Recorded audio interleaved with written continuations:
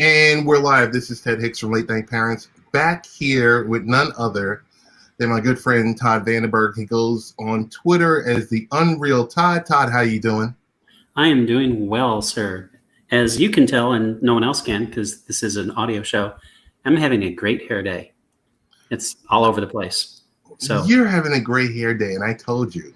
Yes. And I don't have that problem. Sometimes I would prefer your hair days. Like, it's like, maybe if you catch me on the third day and I haven't shaved and I have that kind of George Jefferson type thing going on. As long as you don't have the attitude with it, it's like, whew. Oh my goodness. Well, actually, that'd be okay. We need a few George Jeffersons running around these days. Yeah. Oh my goodness. Ton of things to speak with you about. As always, it's great talking and working once again with our good friends at Nikki X Happy Hour. Todd Vandenberg, Lee Val, and the real Rob Steele. It's just good times. It's just good times connecting, and it was funny because I was looking back to a tweet or someone retweeted a tweet of mine of me talking about Nikki X back in 2015. I said, "Oh my goodness!" I'm sure it was Lee. I said, "What in the world?" I'm like, "Huh?" But hey, we got a lot of things going on. Hold on, I'm just trying to tighten up the boards a little bit here. Some of those are good things too. Yeah, which we can use. Which we could definitely use nowadays. I mean, I don't know. Knowing the fact that number of deaths that continues to increase, and at what point, Todd, are we at the point of being able to accept 1,000 lives a day is like acceptable, or it seems like it's acceptable to a lot of people that we have, and I haven't looked in a few days just because I guess in a way I'm part of that problem is we're getting inured to it. It's like, oh, it's 170,000. And then, people will come up with, it's like, well, this many people die this way. It's like, yeah, but these are people who wouldn't have been dead otherwise. Right. And it's criminal, like literally criminal, when the Cheeto in the Oval Office comes out with a statement that, oh, look, they're having an explosion of cases in New Zealand. Yeah, they had 7 cases. Yes. You've had, what is it, up to 172,000 deaths? Because like I said, I haven't checked in a few days. It's well over 170,000. Yeah. I think we're at 176 now. Oh, Jesus. Comfortably. Jesus, 176,000 people dead. And he's criticizing New Zealand because they have 7 new cases. Like, I do not understand, yet again, how anybody can support this utter lying SOB. Yes, I agree with you. And then he brags about, well, we would have had 2 million dead if it hadn't been for me. He's like, dude, we probably would have had about 3,000, which is terrible, which would have been much worse than most countries, but that's part of how we are because some of us won't wear masks. But if he had been wearing a mask from day one, instead of wearing it once and saying it's the patriotic thing to do, and then haven't seen him wear a mask since then, haven't seen him talk about it since then. At all. But instead, I'm going to criticize another country, which hadn't had a case for, 120 days. They hadn't had any cases in New Zealand. And all of a sudden they had a flare up, and here's the difference. They're tracking it, figuring out how it happened. That's why they still have 7 cases. Right. Ugh. Yeah, it's very strange to me that 176,000 deaths are acceptable. One of my cousins was tested positive just last week, and she's doing okay so far. So that's good to hear. Good. But long-term health reasons, we're just now finding out that there are long-term consequences for this. Correct. So just because you don't die doesn't mean you're having a picnic. So this is the 176,000 deaths, unfortunately, could very well just be the tip of the iceberg. and we won't know the true cost maybe for a decade. So the fact that people are just acting like, well, it's the flu, like, dude, no. Stop it. And it's I usually take out time for each podcast to address this, because it's something where when it becomes normalcy, right, then we got a problem. Exactly. We're heading to that. It was, do you remember, it was around about the death of George Floyd, and the focus on cable news became George Floyd, racial injustice, the criminal justice system, and they stopped totally talking about the COVID deaths. So then that cycle, ran through for about, and I have to call it a cycle, and I'm not trying to be insensitive. That cycle ran its course for about 3 or 4 weeks, and all of a sudden they shifted back to the COVID-related deaths, and we were like at 80,000, and you were like, well, wait a minute, where did all of this happen? Because this stuff was always happening. Right. The deaths were always taking place. And as you said, it's the news cycle, because it's whatever's fresh. And it's not like injustice has been solved. No. So that problem hasn't gone away either, clearly. And I'm sure you've seen, the people, where's the justice for the 5-year-old child who was murdered? Yes. Like, well, the justice is the guy was arrested almost immediately. Yes. That's what justice is called. It's like, how can you not understand the basic precept of Black Lives Matter? It's that there's no justice. It's true. My God. I mean, how can you have such a terrible lack of critical thinking skills to not understand that it's not so much about the deaths, but the deaths, hell, in some cases, they get rewarded. Yeah. Oh, you get a promotion. We're not going to investigate you. They know who killed Breonna Taylor. They know. And yet, nothing happens. So shut up about the justice for the 5-year-old kid. Yes, it's a tragedy, what happened to him, but there's no injustice. That is true. Hey, I want to get into, with you, Democratic National Convention took place this week. It was unlike anything that we've seen before. Right. But before we talked about DNC, I want to talk about something I have listed up here, and hope I spelled it correctly. Hashtag Biden initiative. And I say that for, people think about Avengers initiative, 10 years ago or something like that. But you sent an email to me, heartfelt email, and I wanted to give you the floor about your thoughts on this upcoming election and some of the things that you're doing. Well, I would say that that's a very apt comparison, the Biden initiative to the Avenger initiative, because literally Biden is leading a team that hopefully, and I'm not being facetious or sarcastic or exaggerating when I say his mission is to save the world.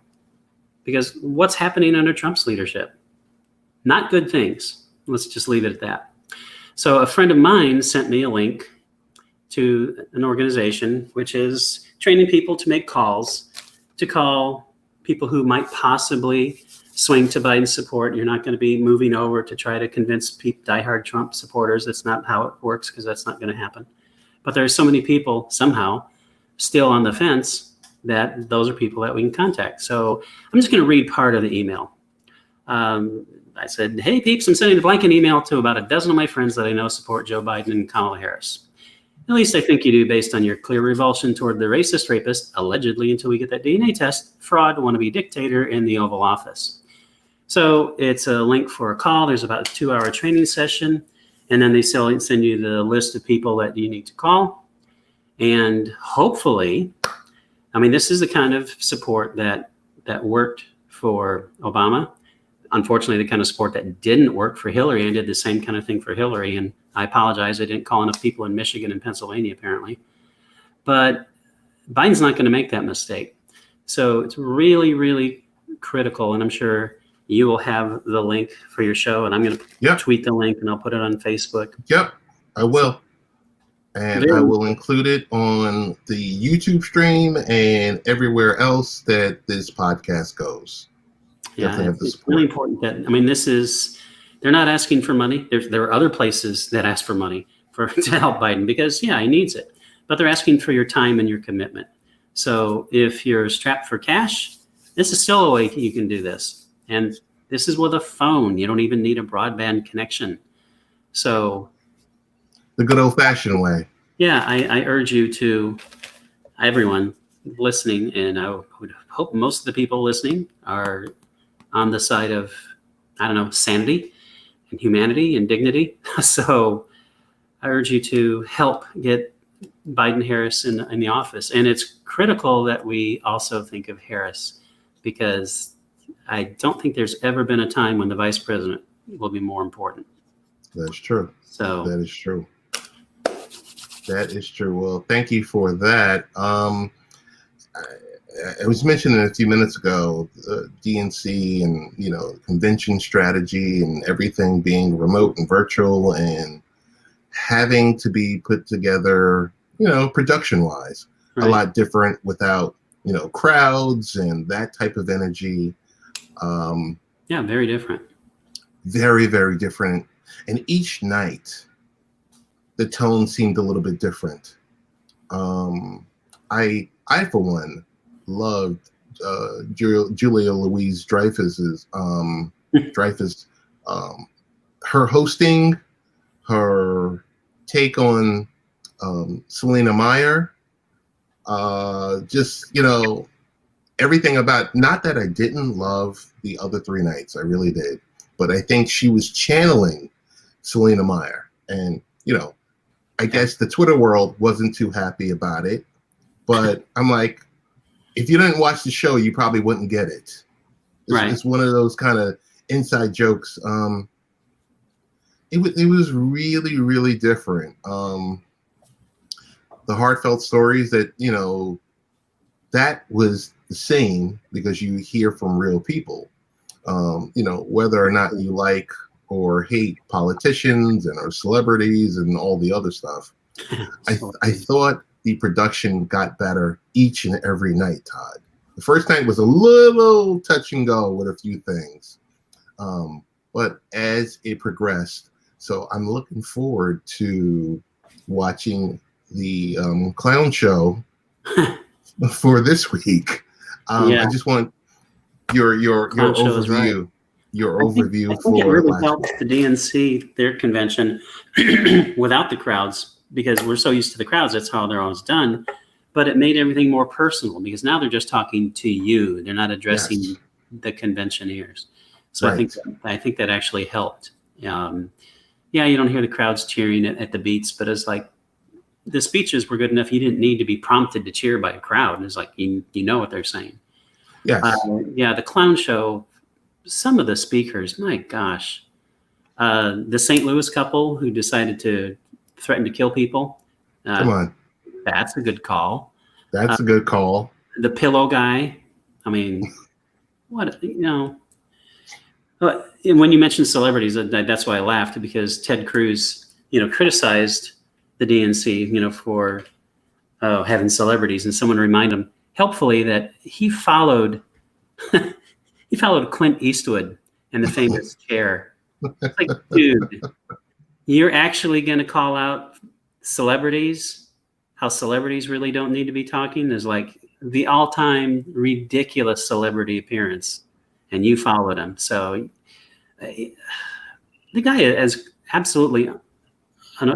no self-awareness, clearly, since he supports a guy who called his wife ugly and called his dad an assassin. It's like, yeah, Ted, you're a man of honor. Oh my God. Hopefully when this is over, January 21st or January 20th, 2021, I wonder how some of these people the enablers, that will be in office until 2022. I want to see how they try to rehabilitate themselves in the public. Because you've been a bootlicker for the entire 4-year period. Yeah, because there are so many statements you can find of all of these people calling Trump unfit for office and a jerk and everything else during the primary. And then all of a sudden, he's their god, almost literally, which is horrifying. So, yeah, absolutely no sense of integrity or honor. So it will be very interesting to see how they try to rehabilitate and I never really supported him, or, whatever idiotic excuse they're going to come up with to try to save their jobs, because that's all they care about. Clearly, they don't care about their people unless their people have really fat wallets. That's the only people they care about. Hey, I want to quickly say this is Ted Hicks for Late Night Parents. Ways to follow the show is latenightparents.com. We have Todd Vandenberg, the Unreal Todd. He's a great follow if you're looking for snarkiness on Twitter, and an even better follow on Facebook. Big question for you. AMC should have said reopening. Are you returning to the movies? I'm not going. I do not have the opportunity because Palm Beach County, where I reside, ain't open for business yet that way. They're considering phase 2. But if they were, I would not be going, because I'm not going to willfully go sit in a room, because to me, from what they've diagrammed, the spacing isn't enough. They're going to have 2 seats in between every person.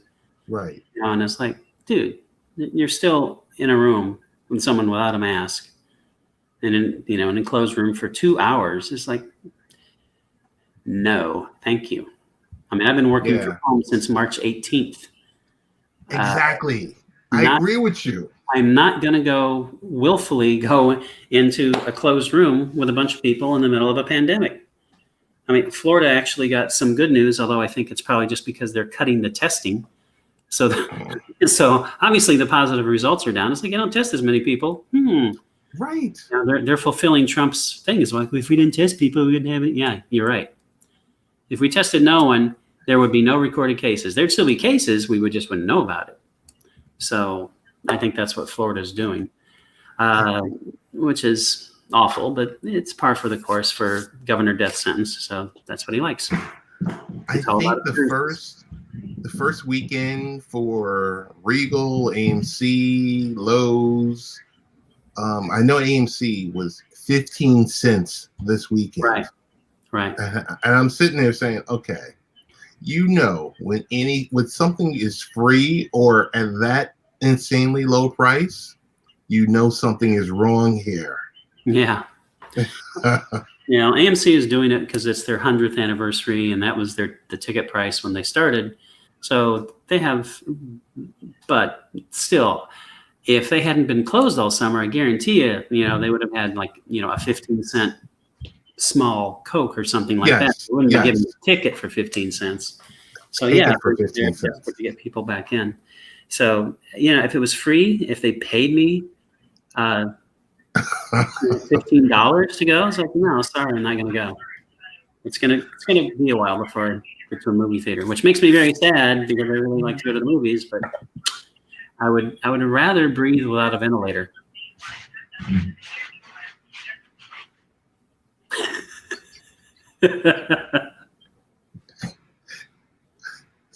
So my wife is on the phone. She comes out. She sees a camera. She ducks. She taps on the table for me to hand her a cell phone. She backs out of there. Love her to death. I'm like, it's like the BBC footage. Well, it's always good with me for whether video, audio, podcast, whatever. It's like something is gonna happen on my side. Of course, someone is bound to walk in and just say, "Hey, what's going on here?" Well, those are known as the benefits of having a family. So, oh my goodness. A small price to pay. Yes. I will.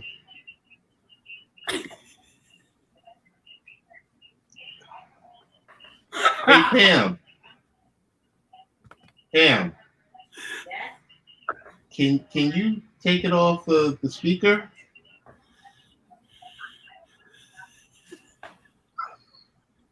Thank you.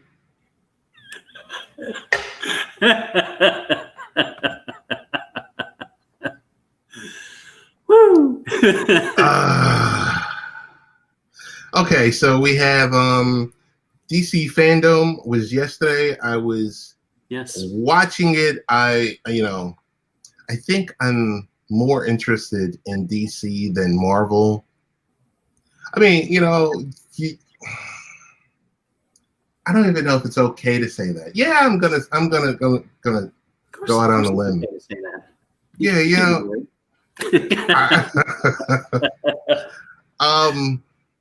once again, kind of similar to like with Comic-Con, totally virtual, big difference, everything in 24 hours. Right. And I said, this is awesome. Don't spread it across a couple of days. Give it to me, and anything that doesn't make, kind of like that specific, Saturday event, release it on the web. Right. I thought it was a good event. Between movies and TV, some of the, the TV shows, that's going to be on September 12th when they're going to have a lot of different panels for the TV shows. But video games, movies, all the above. I do want to go back to the fact that I like the fact that DC is using HBO Max. Yeah. They're sunsetting the DC streaming service. Right. I love the fact. Which is, I'm glad they're doing that. I'm not going to get HBO Max because I'm kind of maxed out on my streaming services. Of course. But it makes so much sense to go to an HBO Max because it's going to offer so much more than just DC Universe. So, yeah, I think that's a very good choice on there. And I agree with you. It's very smart the way they did this. The 24 hours for the big hitters. And then 3 weeks later, then they're going to do all the other stuff. So, I mean, that was really smart the way they handled it. I mean, it's virtual. So, take advantage of that concept. You don't have to have everything day after day after day because no one's traveling. No one's traveling. All you got to do is fire up their computer and it's like, there they are. So, yeah, I thought that was very, very smart on their part. So, I don't know if you were a fan of Titans. The fact that Titans is going to HBO Max. Not a fan of Titans. Not after I saw Robin trot down the steps instead of jump off the balcony because he's not an acrobat. But again, that's a very smart move. Yeah, we'll have such a much bigger audience. The other thing is the Batman TV series that's going to complement the Batman movie, and it's going to be on Batman Year One. I said, but it's told through the eyes of a corrupt cop. Right. I like the fact that they're giving you a bridge to get to the movie because the movie won't be out until October 21. So you're like, okay, so what are we supposed to do? Exactly. So the fact that they can give you a bridge, I am thinking, hey, great idea, smart move. Yeah, great to use HBO Max in that, as that vehicle. I will tell you, Marvel is using Disney Plus. Yes, so. Same way. So smart because it gives us fans. Hey, if there's a great slate of movies coming out every 2 years, or your favorite hero is going to be out every 2 or 3 years, you might need something in between that time. Exactly. To hold you over. So I like to see TV connect to the movieverse and also with the comic books. I mean, because Todd, we all read comics when we were younger. We did. You know, we did. Our you know. Yeah. I can't say that's the case today. You know, you got so many comics, and everything is shuttering. We're watching everything. DC has a lot fewer. Yes. Wow. Everything just collapsed in between. And I don't know if you blame it on COVID. You blame it on the short attention span. What do you blame it on? Yeah, I would think that they would be doing better with COVID because more people are at home and they've got more time. Right. Because of less travel and the rest. I mean, as far as the titles that DC axed, I mean, the list basically made sense, though. I mean, most of those titles, why did they even have them? So other than poor Hawkman, who gets the axe every decade, is like, yeah, we're tired of this character we had for like forever. We're again. But so many of those titles were like, I mean, they're tertiary characters, to Batman or something. It's like, no, that doesn't need its own run. So right. I mean, that makes sense. So it wasn't like we're going to stop doing Justice League and Superman and Wonder Woman. It was like, it wasn't anything like that. So, right. So, you can see that. And yeah, apparently, sadly, they had to do that. So, that was a good business decision, just like the 24-hour DC Dome was a good decision. Right. I'm not so sure about some of the decisions on those trailers, but other than that, they seem to be making good calls. That's true. Want to go to Wonder Woman 1984? Thumbs up, thumbs sideways, thumbs down. Oh, thumbs up. Partly just because of how much I enjoyed the first one. That was a big surprise because that was the first DC movie since Christopher Nolan signed off that was worth watching to me. I mean, compared to what had been done, compared to like Man of Steel, and like they knocked it out of the park with that. So kudos to Patty Jenkins. I like that they've got Cheetah, and I like that you see the character evolve. Yes. In the trailer, I like the different looks from Wonder Woman. It seems kind of like they ripped off the Man Out of Time gags with Steve Rogers for Steve Trevor, because we see a lot of shoot pants stuff, but it's still funny, and it's an interesting character, and Chris Pine's a good actor, a likable actor. So I didn't see anything that struck me as not interesting or didn't make me want to go see the movie. So I thought it was a very good trailer. I like the fact that we understand now how Steve Trevor appears in this movie, because we were, initially with the first set of teasers and the first trailer, 6 or 8 months ago, we were like, huh? Yeah. How's this guy alive? And it's like 80 years later. Yeah. And I just figured, it's comics. They'll have a reason. Yeah, that's true. That's true. That's true. Next one is, we kind of saw the rendering of, what to expect for The Rock. I mean, no bigger star than him. That trailer is trash. I mean, if you can't and I understand why they couldn't do movie footage because there's none. Well, then you don't have a trailer, do you? A trailer shouldn't be basically storyboards. I mean, I don't want to see an artist rendering. I mean, if you're going to do an animated Black Adam movie, cool. Then it's a good trailer. Right. It's not an animated Black Adam movie, so don't show me this. That was ridiculous. I appreciate the fact that they had The Rock standing there looking like Rock.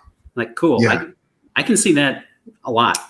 that did nothing for me. And basically told the story is like, okay, so I could have read that and been just as excited, and been more excited actually, because then I could have pictured The Rock doing that instead of this animated, actually not even animated. I mean, just, I don't know why they bothered. Why didn't they just have The Rock? I would have much rather have seen The Rock talk about why he wanted to play the character. Yes. How he's been driven for years to play the character, And it's The Rock talking. That would have been much more effective, hearing The Rock talk for 2 minutes. And he could have talked as Dwayne Johnson, or he could have talked as The Rock and blended it because he's so damn good at that. That would have been vastly entertaining compared to what they did. That was a total bomb to me. Will I go see the movie? Yeah, because it's The Rock. But it has nothing to do with the trailer. Nothing to do with the trailer. The rendering, it was kind of like we have to push something out now. Mm-hmm. And I'm kind of like, I kind of lean towards what you're talking about. Have The Rock out there, have it, hype it up, talk about how he's been passionate about this character since, for the last decade. Exactly. He could have sold it on that. It's been a decade that he's been wanting to make this movie. That makes me want to see it, because if this guy who makes every movie he makes is entertaining. They're not all great, but they're all entertaining. They all make money, and this is a project that he's wanted to do for like a decade, like you said. It's like, yeah, I want to see him talk about that. I want to see what makes this character interesting to him, not some storyboards. It's like, oh, cool, thanks. It was like one of the worst Warner Brothers animated movies, and there's not many of those, but there are a few. It's just that was pointless. Kind of excited about James Gunn, the Suicide Squad. I get a little nervous when in simulcasts like this that are so large, but I'm thinking that maybe we're going to get various iterations of the Suicide Squad. I'm hoping, because I'm like, how are we going to pull off in one movie without any type of a bridge or TV show or TV series, something anime to drop all of this in for that movie. It certainly sounds like, and I love the concept that they've got their first not the first iteration, because some of them are dead, but they'll have an initial iteration and they'll get killed because they are called the Suicide Squad. And then we'll have the next one, which is the real stars. So some of the more outrageous characters ain't going to make it. Like, I have a feeling Polka Dot Man, he probably won't. He's not going to make it. Not going to make it. So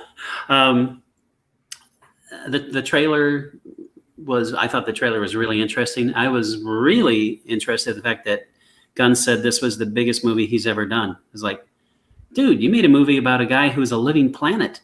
This is the biggest movie you've ever done. Right. What are you talking about?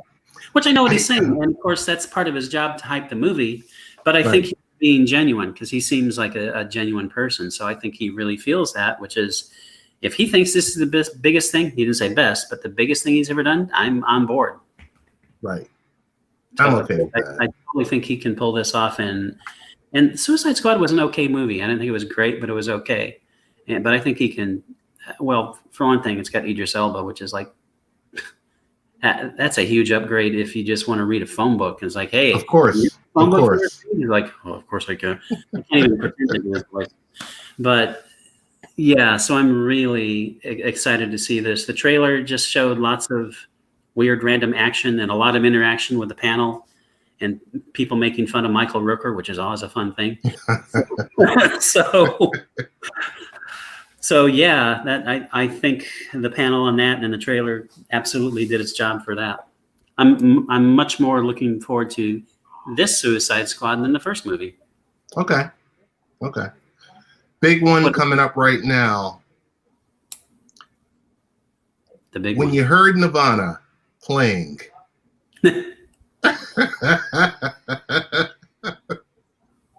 Did you immediately get hyped? Pretty much. Pretty close. Is it okay? Before we even get into this, the fact that Batfleck is coming back for the Flash movie. Yeah. I really want to see a Batfleck HBO Max solo Batman movie before he goes off and, Would you rather see a solo Batfleck movie or a solo Batfleck like limited series? Limited series. Yeah, I'm down for a limited series because I thought he was awesome. I'm down for that. but I would like to see. Yeah, that's what I said.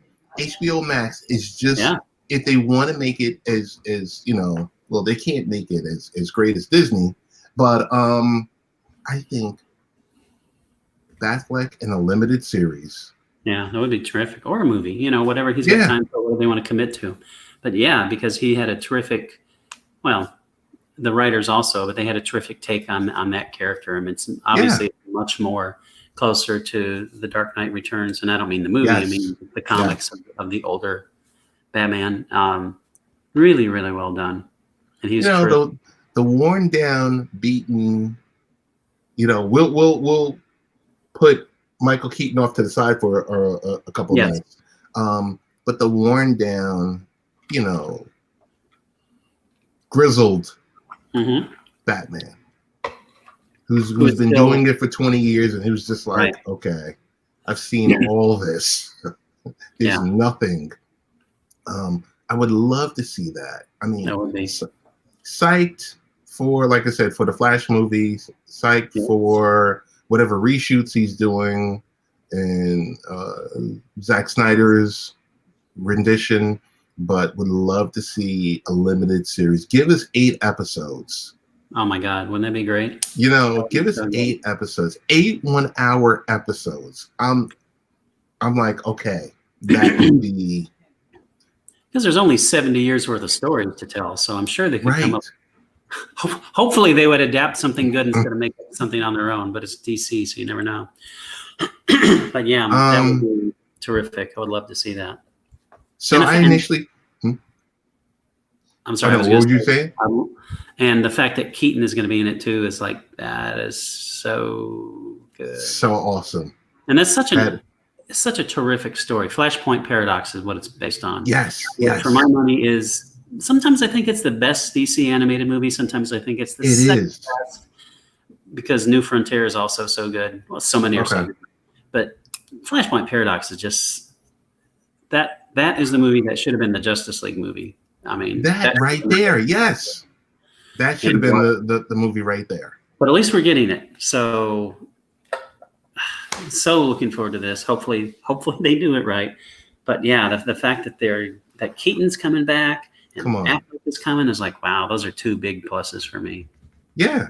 So if you weren't hyped about The Flash, you're really hyped now, because you're just like, whoa, they're going to do this right. Exactly. And we have to remember that apparently Thomas Wayne is still going to be in it. So it's like Negan? Yep. So wait. Crazy. Cringy. Yeah, I think it should be called the Batman movie. But my goodness. We'll see. So the Batman, which is Batman Year 2. Yes. Did you like the trailer? Did you not like the trailer? What were some strong points on it? I like the trailer. I like the trailer quite a bit. I like the fact that we finally got a trailer, because for so long it's like, oh, look, here's a slow pan of a really dark shot of what looks like it might be Batman's chest. Finally we get a trailer. It looks really good. I like the way Pattinson looks as Batman. I love the fact that it's Year 2. Because I was interested in Year 1, but I think Year 2 is a really smart move, because now he's Batman. Because in Year 1, he's learning to be Batman. Well, now he's Batman. He still doesn't have all the cool gadgets, but he's got a few. And I love the focus that it's going to be about the world's greatest detective. Obviously, from the trailer, he's also pretty good at the fisticuffs. So that part's not going to go up. And it's based on The Long Halloween, which is one of the best Batman stories ever. So it's like win. I mean, I was kind of surprised we didn't get a shot of Colin Farrell in the trailer, but that's okay, because we see photos of him. I like the take on what the Riddler looks like, at least initially. Is like no version we've ever seen of the Riddler. That's cool. That's what I liked. What Matt Reeves kept mentioning. This is a take on these characters that you know very well. It's going to be reimagined, because they are not quite where they need to be. Looks very, very good. Yeah, and I like the fact that it's going to be similar to like the Joker. It's in its own universe, or in its own multiverse. Yep, exactly. So don't expect to see, Diana Prince show up. Yes. Although, or if she does, it's going to be a different actress. Yes. And who knows? It could launch an entirely new stream. I mean, if it's super successful, of course they're going to continue with it, and there'll be sequels to this, and they might branch out, and we'll see what happens from there. Because there are certainly. Todd, is it going to be a trilogy, or is it going to be a one-off movie? Well, if it makes $750, $800 million, it's going to be a trilogy. Matt Reeves might not be involved because he might not want to do a trilogy, but it's going to be a trilogy if it makes money. I mean, we know that. So, and I hope it does. Well, if it's good, I hope it does, and it looks like it's going to be good. Trailers can lie, unfortunately, but looks like it's going to be really, really good. Really excited, and that whole. Really? The guy from Twilight? That seems to have completely disappeared, thankfully. Yeah. I just wanted to say to you, imagine if you were Robert Pattinson, right? Yes. You have Michael Keaton reemerging. You have Ben Affleck that won't go away. Right. You have a Batman Year One series. Like, how do you feel about this? Like, I think initially, do you think he was told, like, okay, you're Batman? Meaning, in previous tense, that meant you were carrying that actor. Now is multiple versions. Right. I haven't read any interviews with him on that particular topic, but he seems to be more about the acting than being overwhelmed about, wow, I'm Batman. So I think his take would be is like, well, this is my interpretation, and the more the merrier kind of thing, because they're not doing my version of Batman. And that could be completely wrong. He could be freaked out thinking, what the hell? It's like, I thought I was going to be Batman. Now these suckers are coming back. This sucks. Right. He may be thinking that, and I wouldn't blame him. But because that's kind of hard. It's like, oh, I'm the new Batman. I mean, imagine if Tom Holland, he gets the gig and says, oh, I'm Spider-Man. And it's like, oh, look, there's Tobey Maguire. Like, let's have a party. Oh, and the guy from the terrible TV movie is like, they're all back. Yeah. Yes. That would not be fun. So, hopefully he has that attitude. It's like, hey, it's a film. I'm doing this character, and this is our take, I should say, because it's a collaborative effort. So, and then he's like, cool. I want to, and I imagine he probably will want to see the other versions and see their interpretation. Right. I guess there can be too much Batman when you get down to it. Yeah, are we at that tipping point right now, or no? I don't know if you can satiate the appetite for Batman as long as they're good projects. Yeah, and so far they seem to be. Even with the movies that didn't work as well as I might have liked, Batman v Justice. Right. Batman was really good. The character playing Batman was not the problem. So it doesn't seem to have changed. Now, if we get a few turkeys, then that might happen. If we get a suit with nipples, all bets are off.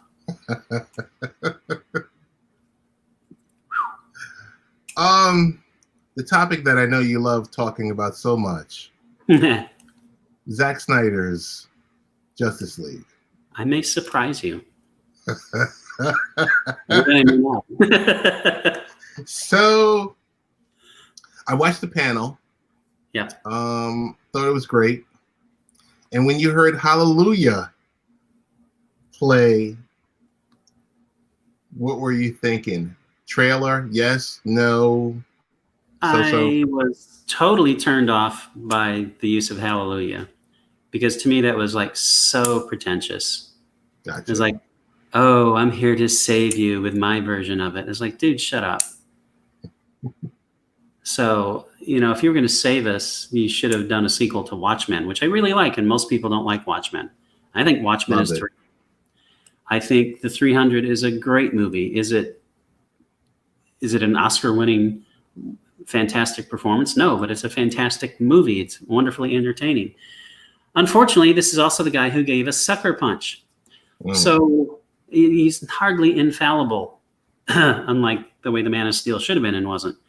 So yeah, I was not on board with this at all. And now that we have it, and Warner's is sunk, what is it, 170 million? Yeah. Which is, that's a whole lot of money for some reshoots and special effects, dude, when you've shot most of that footage already, like the vast majority of it. So, but there's so many interesting things about it. It's like, one, okay, it's cool. Enough fans wanted it. They're doing it. That's a good thing. Yes. That's not a bad thing. They may be sorry they got it, and I have a feeling they will be, but it's cool that they're doing that. I love the way they're releasing it on HBO Max, as you said, and it's going to be cut into 4 one-hour episodes, because yes, it's a 4-hour movie. Yes. And it's also going to be available as a 4-hour movie after that initial run, which is awesome. And so you can sit down and plow through it, or you can take it in as like an episodic experience, which is also cool. So a lot of the things they're doing with it, I think, are really smart. They're really well done. Not a fan of the way Darkseid looks. Yeah. I mean, it looks like I did the CGI on that. And it doesn't look good. Does it? I hope that's not the finished product. See, that's what I'm thinking. But I haven't heard anyone say that, oh, that's just a stand-in for now. I hope it is. Man, that looks terrible. It looks awful. So you cannot possibly believe that character, because he looks like he's from a video game from like 1997. Yes. When you were talking about when it could be possibly released as a 4-hour movie, I was thinking, when I was sitting through The Irishman, and I was like, I love this, but I can't do this. Yeah. The full sit through. But let's keep our fingers crossed, because, like I said, that can't be the final version of. Well, if it is, this movie is a disaster. Yeah, it's because that's the big bad. That's the one we've been waiting for decades, and we thought that's terrible. And we thought Steppenwolf looked bad. Right, exactly, and it looks worse than Steppenwolf. And how could you do that? So, yeah. So I really didn't like the Hallelujah thing. I thought that was really pretentious and crappy. And I get it. Oh, Hallelujah! The Justice League is here. It's like, that's just stupid. Don't do that. Obviously, it's almost all new footage, which is cool, because he's making his movie. Apparently, there's an even bigger focus on Cyborg, which, not down for that. I'm still bitter that it's not Martian Manhunter. It's like, I get it. You want someone young. You want someone who represents a different part of the community, because there's not a lot of Martians going to the movies. I understand. But the character is boring. The character's been boring in every iteration I've ever seen. Like, Doom Patrol included. Yeah, it's just like there's nothing really to connect with the guy. It's like, oh, okay, he used to play high school football and he got wrecked, and now he's like half man, half machine. Oh, that's cool. Whatever. Superman in the black suit. Yeah, that's cool, but not really a reason for me to watch a movie. There's so much hype about that aspect. It's like, yeah, okay, cool. But again, the fact that it basically looks like a very different movie, and it will be a very different movie, that's cool. So we can compare the two and see, okay, which version was better. Right. That'll be fun. The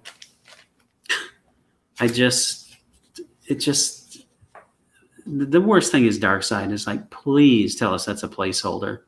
Has to be. So bad. Has to be. Come on. So bad.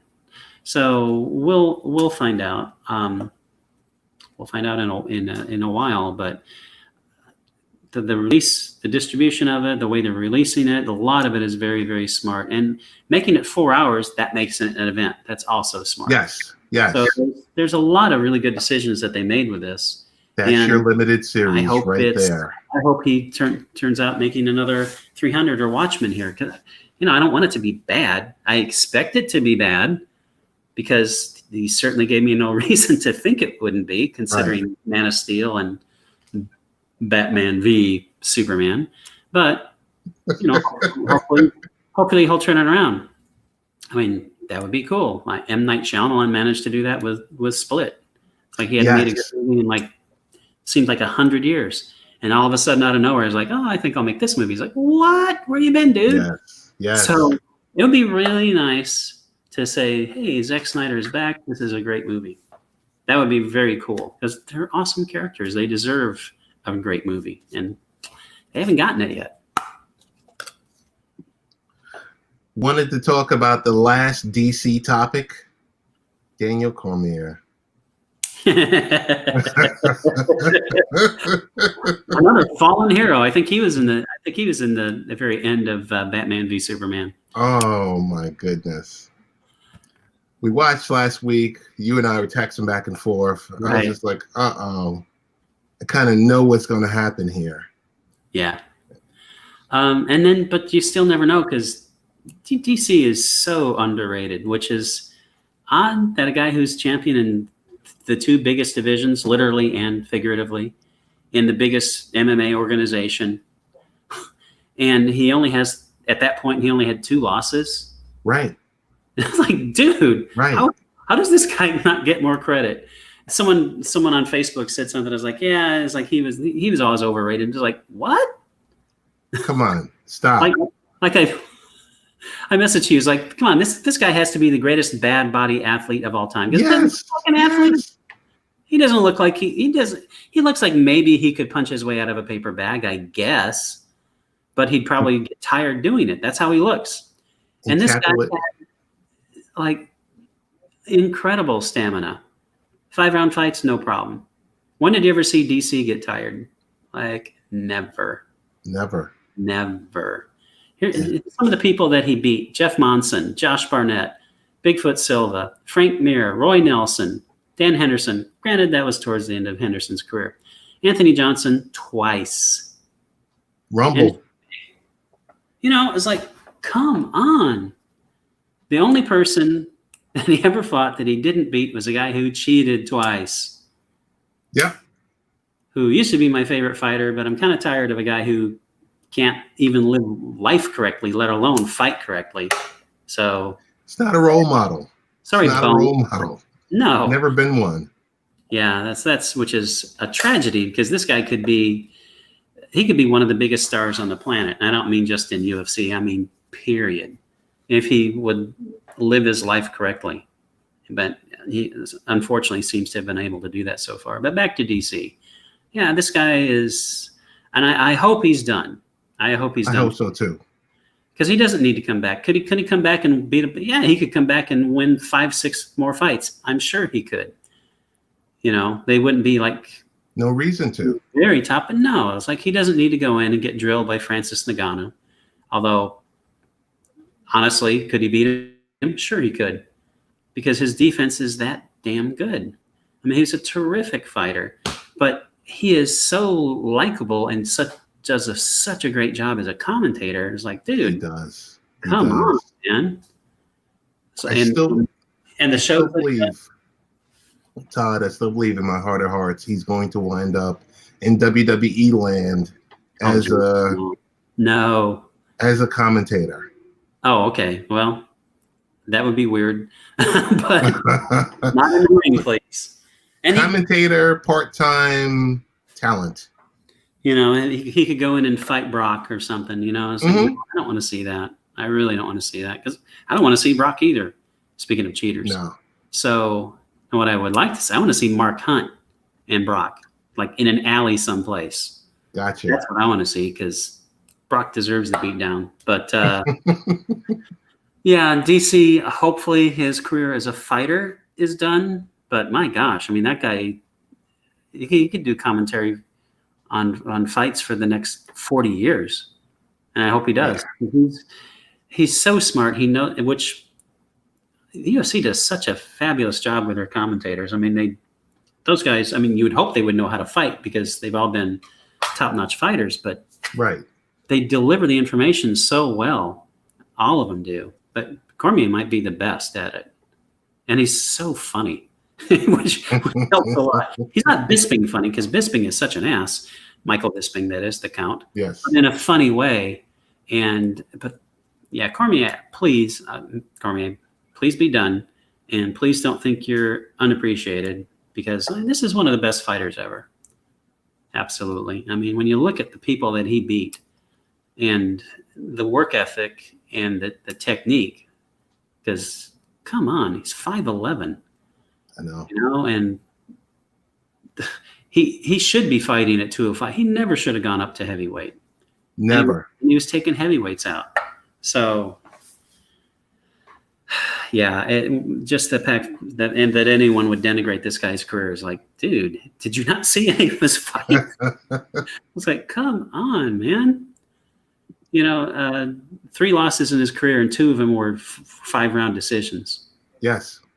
It's like, okay. What does that tell you? Yes, exactly. I mean, he's just a beast. He's a machine. And Todd, want to definitely thank you for joining the podcast.